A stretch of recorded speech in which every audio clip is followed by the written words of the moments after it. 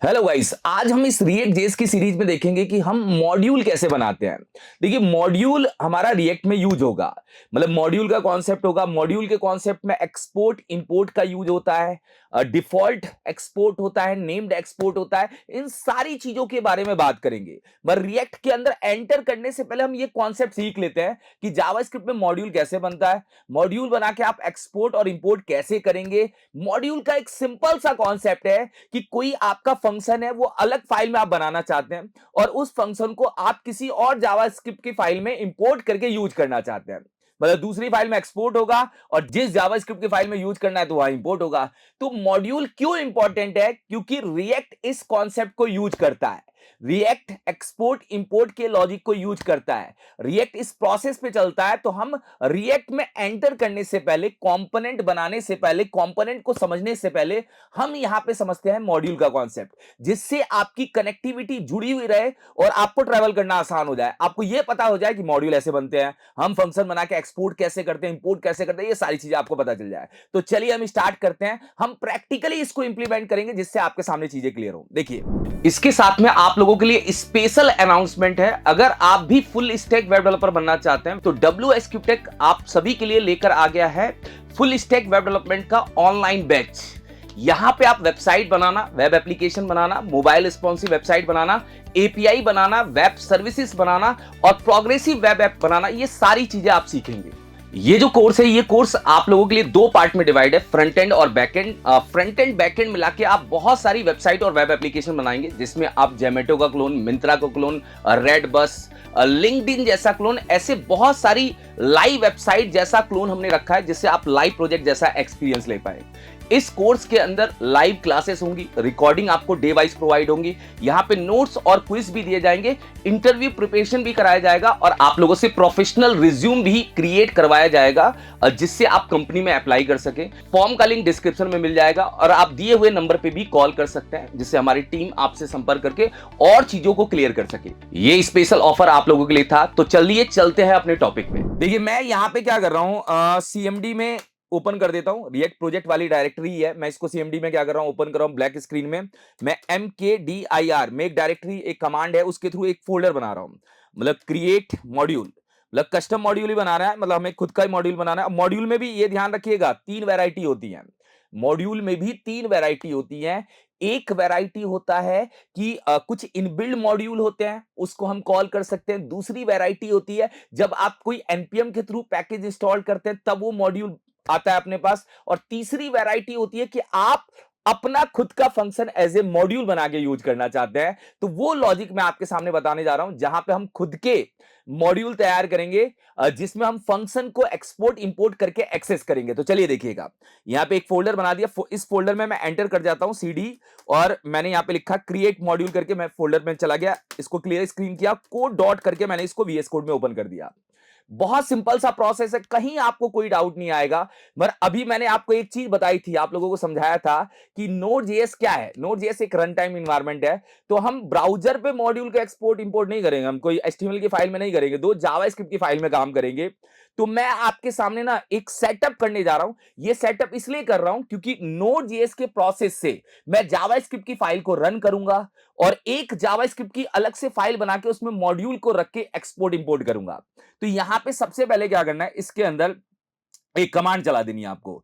मतलब package dot JSON आप यहां पे क्या करिए, इनिशियलाइज कर दीजिए। तो पैकेज डॉट जेसन को इनिशियलाइज करने के लिए यहां पे लिखिएगा npm init, ठीक है, और यहां पे -y। तो एक पैकेज डॉट जेसन मेरे फोल्डर में बन जाएगी और यहां पे आपके सामने दिखने लग जाएगी। थोड़ा सा प्रोसेस में क्या होगा, टाइम लगेगा, मगर बन जाएगी। देखिए बन गया। यहां पे पैकेज डॉट जेसन में हमें बताना पड़ेगा कि हम कौन सी सबसे पहले फाइल को रन करने वाले, इंडेक्स डॉट जेएस को रन करने वाले हैं। एक चीज का ध्यान रखिए, इसका रिएक्ट के प्रोजेक्ट से अभी कोई भी लेना देना नहीं है। बस आपको कॉन्सेप्ट समझाया जा रहा है कि मॉड्यूल कैसे बनते हैं, हम उसको इंपोर्ट एक्सपोर्ट कैसे करते हैं। तो हम यहां पे जाते हैं और यहां जाके हम इसके अंदर लिखते हैं जो हमें टाइप यूज करना है। वो टाइप, अगर हम नोड में काम करते हैं तो नोड डिफॉल्ट में कॉमन जेएस यूज करता है, मगर हमें यहाँ पे यूज करना है मॉड्यूल का कॉन्सेप्ट। ये करने के बाद ही आप मॉड्यूल को इंपोर्ट एक्सपोर्ट कर सकते हैं। तो ये अपना रिएक्ट का प्रोजेक्ट ऑलरेडी करके आता है, तो हमें करना नहीं पड़ता। यहां पे बस आपको अलग से बता रहा हूं, इसलिए ये मुझे करना पड़ रहा है। अब मैं यहां पे क्या करूंगा, एक फाइल बनाऊंगा जिसमें मैं थोड़े से काम करूंगा जावास्क्रिप्ट के। मैंने यहां पे फाइल बनाई index.js, ठीक है, मैंने index.js बना दिया। अब मैं एक अलग से मॉड्यूल बनाऊंगा, मतलब मॉड्यूल कुछ भी हो सकता है, बस मॉड्यूल जो बनाओगे वो आप जावास्क्रिप्ट की फाइल ही रखिएगा। मतलब हमारा रिएक्ट तो जेएसएक्स भी यूज करता है, जावास्क्रिप्ट प्लस एक्सएमएल का कॉन्सेप्ट, जेएस भी यूज करता है, टीएस भी यूज करता है, टीएसएक्स भी यूज करता है। मगर हम यहाँ पे जावास्क्रिप्ट की फाइल बना के ही क्या करेंगे, मॉड्यूल को इंपोर्ट एक्सपोर्ट करेंगे एक अलग से फाइल। तो अलग से फाइल बनाते समय मैंने यहाँ पे क्या किया, एक कैलकुलेटर चलो बना देता हूं, कैलकुलेटर डॉट मैंने यहाँ पे जेएस करके फाइल बना दी। तो कैलकुलेटर डॉट जेएस ये मेरे क्या है, मॉड्यूल की फाइल का नाम है।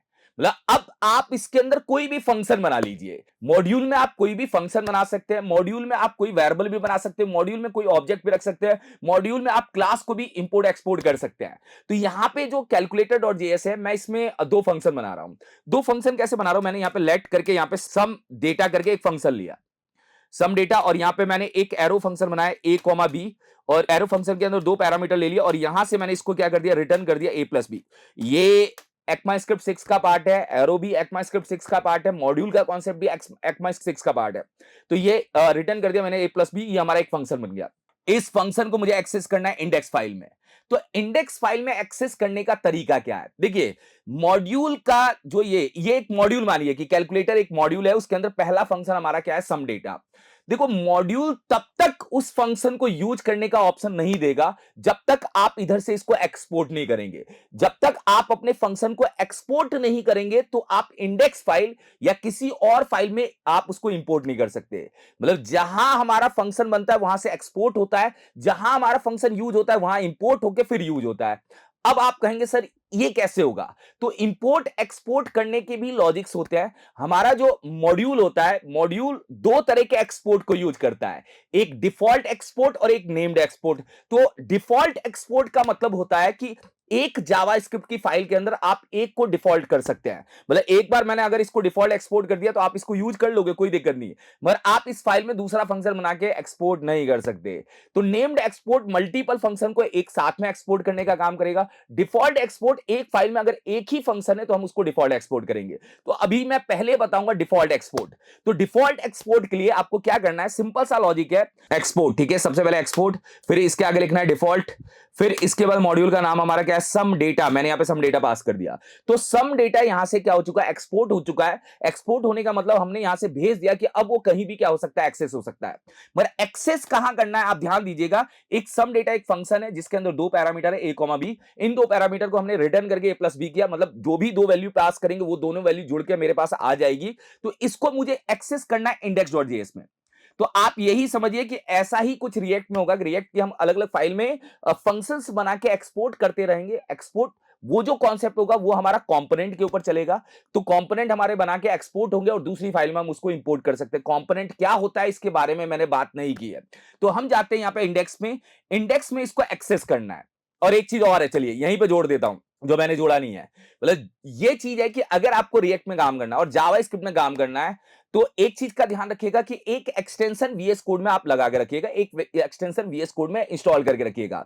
एक्सटेंशन क्या करते हैं, आपके काम को आसान करेंगे, एक्सटेंशन आपको सजेशन देंगे, एक्सटेंशन काम करने की स्पीड को क्या करेंगे, बढ़ा देंगे। तो सिंपल सा लॉजिक है, एक्सटेंशन के लिए कहां जाना, वीएस कोड आप लोगों को आता होगा, मैंने सेटअप करना नहीं बताया। तो आपको जाना कहां है, यहाँ पे एक्सटेंशन के अंदर यहां जाना है एक्सटेंशन पे, और यहां पे जाके आपको सर्च करना है रिएक्ट, बस रिएक्ट लिख दीजिए। चलिए रिएक्ट लिखिए, रिएक्ट लिखते ही इसका जो मोस्ट पॉपुलर एक्सटेंशन है वो आपके सामने आ जाएगा।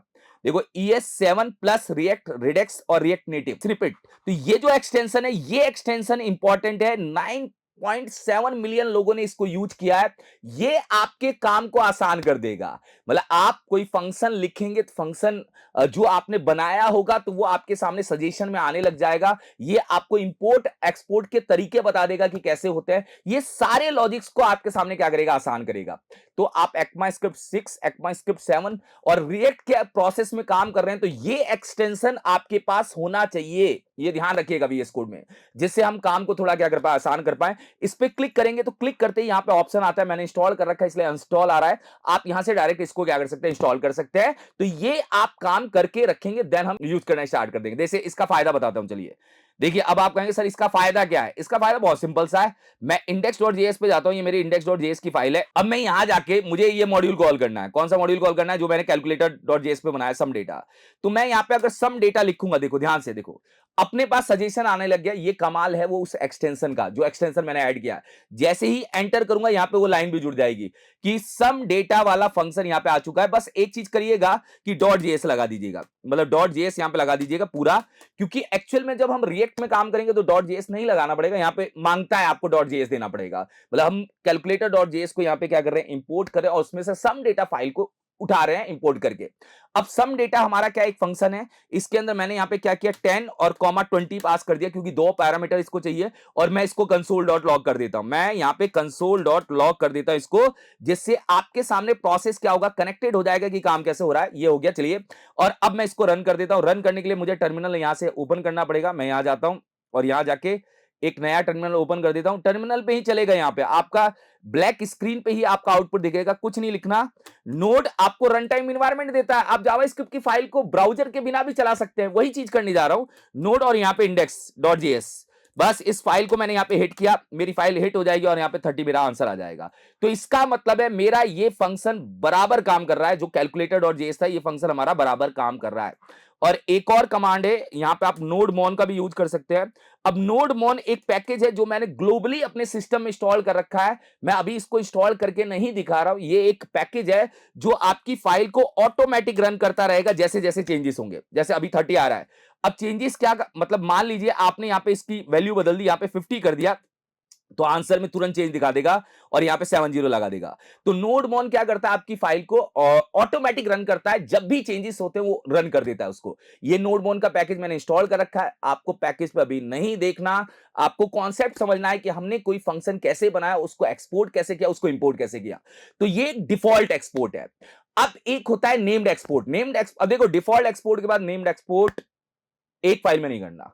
अगर आपको एक फाइल में नेम्ड एक्सपोर्ट को यूज करना है तो फिर आप नेम को यूज करिए। नेम्ड एक्सपोर्ट का मतलब क्या होता है, सिंपल सा लॉजिक है। नेम्ड एक्सपोर्ट करने के दो तरीके हैं।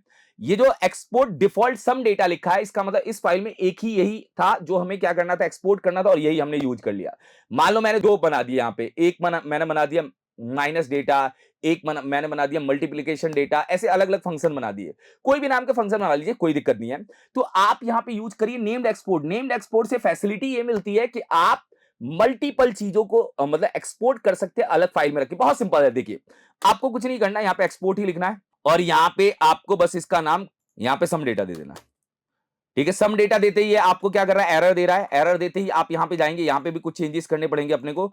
अब सम डेटा को बुलाना तो है अपने को क्या करना है, सम डेटा को बुलाना है। और सम डेटा जब आएगा तो यहां पे कैसे आएगा, कर्ली ब्रैकेट के अंदर आएगा। यहां पे ऐसे कर्ली ब्रैकेट के अंदर हमारा सम डेटा आएगा। मतलब देखो, ये ध्यान रखिएगा कि अगर आप नेम्ड एक्सपोर्ट करते हैं तो यहां पे सम डेटा आपने एक्सपोर्ट कर दिया। अब आप कहोगे सर इसका फायदा क्या, एक और फंक्शन बना लेता हूं। यहां पे ये लीजिए, मैंने min डेटा माइनस डेटा करके बना दिया। ठीक है, माइनस डेटा को भी एक साथ में एक्सपोर्ट, कॉमा करके इसको भी एक्सपोर्ट करिए। और जब आपको इसको यूज करना हुआ तो आप यहां पे कॉमा करके ये दोनों फंक्शन एक साथ में बुला सकते हैं। एक्चुअल में अभी ये हुआ कि आप अलग अलग फंक्शन बना के क्या कर रहे हैं, नेम्ड एक्सपोर्ट कर रहे हैं। और नेम्ड एक्सपोर्ट में बस इतना सा काम करना पड़ता है आपको कि कैलकुलेटर की फाइल में एक्सपोर्ट कीवर्ड एक बार आएगा, फिर कर्ली ब्रैकेट के अंदर जो भी आपके फंक्शन है यहां पे पास करते रहिए। अब यहां जाते हैं और यहां जाके अगर माइनस वाले को यूज करना है तो यहां पे कॉपी किया, मगर कॉल करने के लिए भी यहां पे कर्ली ब्रैकेट लगाना पड़ेगा। फिर ये ध्यान रखिएगा, मैंने मिन डेटा को भी यहां पे क्या किया, एक्सपोर्ट किया। अब दोनों यहां पे क्या हो जाएंगे, कॉल हो जाएंगे। मगर मैंने डेफिनेशन नहीं बदली, यहां पे a माइनस बी कर देता हूं। डेफिनेशन हमारी क्या होगी, चेंज हो जाएगी। पहले का आंसर 70 और दूसरे का 30 मेरे पास आंसर आ चुका है। तो नेम्ड एक्सपोर्ट में क्या होता है, नेम्ड एक्सपोर्ट में आप कर्ली ब्रैकेट के अंदर कितने भी फंक्शन, कितने भी वेरिएबल एक्सपोर्ट कर सकते हैं। ये नेम्ड है। अब नेम्ड का एक और तरीका होता है नेम्ड एक्सपोर्ट के लिए, या तो आप कर्ली ब्रैकेट के अंदर एक्सपोर्ट कर दीजिए या एक सिंपल सा फॉर्मूला लगाइए। अगर आपको यह लगता है कि मैं एक्सपोर्ट नीचे नहीं लिखूंगा तो आप इसको कर दीजिए कमेंट, इसी के आगे बस एक्सपोर्ट लिख दीजिए, बस इसके आगे एक्सपोर्ट। ये नेम्ड एक्सपोर्ट ही कहलाता है, इन दोनों के आगे एक्सपोर्ट लिख दीजिए। तो कई डेवलपर ऐसे एक्सपोर्ट का यूज करते हैं, उसी फंक्शन के आगे क्या करेंगे, एक्सपोर्ट लगा देंगे। कई बंदे उन वेरिएबल्स को नीचे रख के कॉमा करके पास कर देते हैं एक्सपोर्ट के अंदर कर्ली ब्रैकेट में, जिससे मल्टीपल चीजें एक साथ में एक्सपोर्ट हो जाए। जैसे एक और एग्जांपल, ये भी नेम्ड एक्सपोर्ट ही है, लिखने का तरीका अलग है। एक्सपोर्ट कीवर्ड हमने सामने ही लगा दिया, वो एक्सपोर्ट हो चुका है। अब एक मैंने यहां पे क्या किया, वेरिएबल बनाया, लेट, मैंने एक वेरिएबल बनाया सी नेम। मैंने सी नेम करके एक वेरिएबल बनाया और यहां पे WS स्क्रिप्ट एक लिख दिया। लिखने के बाद मैंने इसके आगे क्या लगा दिया, एक बार एक्सपोर्ट। ये देखिएगा, मैंने इसके आगे क्या लगा दिया, एक्सपोर्ट। तो ये वेरिएबल भी यहां से एक्सपोर्ट हो गया, ये वेरिएबल भी आपको दूसरे पेज पे मिल जाएगा। कैसे मिलेगा, बहुत सिंपल है।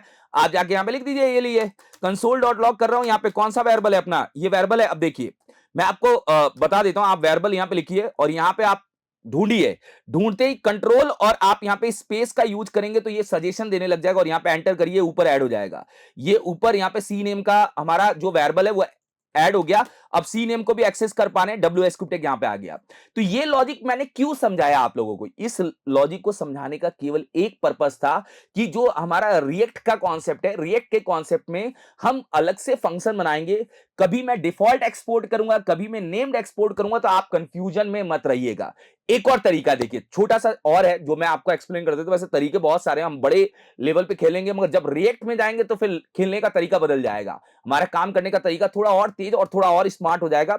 अभी केवल मैं आपको कॉन्सेप्ट समझा रहा हूं। कॉन्सेप्ट समझाने का मतलब यह है कि जैसे सम डेटा है, अब कभी कभी क्या होता है, डेवलपर इतने बड़े नाम को क्या कर देता है, चेंज कर देता है, कहता है सम डेटा बहुत बड़ा है, मुझे इसको सम करना है। तो वो इसका एलियास बना सकता है। एलियास के लिए एएस यूज करके कोई भी वेरिएबल का नाम, जैसे मैंने यहां पे सम पास किया, तो एक्चुअल में कहने का मतलब ये है कि सम डेटा जो था वो अब एक एलियास बना के सम में चला गया। मतलब एक तरह का पैट नेम, जो बड़ा फंक्शन था जिसका नाम सम डेटा था, उसका पैट नेम मैंने क्या दे दिया, सम दे दिया। अब आप इसको सम से भी क्या कर सकते हैं, एक्सेस कर सकते हैं। अब सम डेटा से एक्सेस नहीं होगा, सम से होगा, ध्यान दीजिएगा। तो आंसर मेरा आ रहा है सेम। तो कभी कभी डेवलपर क्या करता है, इसका एलियास बना के यूज करता है। एलियास बना के यूज करने का मतलब है, बड़ा फंक्शन यहां पे आया, एस करके उसको छोटा नाम दिया और फिर मैं उसको यूज कर रहा हूं। तो ये फॉर्मूले आपको, छोटे छोटे जो फॉर्मूले हैं, ये पता होना चाहिए। ये केवल प्रैक्टिस पर्पस के लिए है। नोड आपके सिस्टम में होगा तो आप जावास्क्रिप्ट के कोड को टर्मिनल पे चला सकते हैं। अलग से फाइल बना के आप कोई मॉड्यूल तैयार कर सकते हैं। मॉड्यूल में एक्सपोर्ट करके जहां पे यूज करना है वहां इंपोर्ट कर सकते हैं। इस फॉर्मूले में आपको लॉजिक क्लियर हुआ होगा। आगे बात में हम रिएक्ट के लॉजिक में चलेंगे कि कंपोनेंट्स क्या होते हैं, क्योंकि उसको बताने से पहले मैंने ये चीज क्लियर कराई। ये चीज आपको वहां पे टफ लगती, इसलिए ये चीज मैंने आप लोगों को अभी से क्लियर करा दी। Thank you so much guys.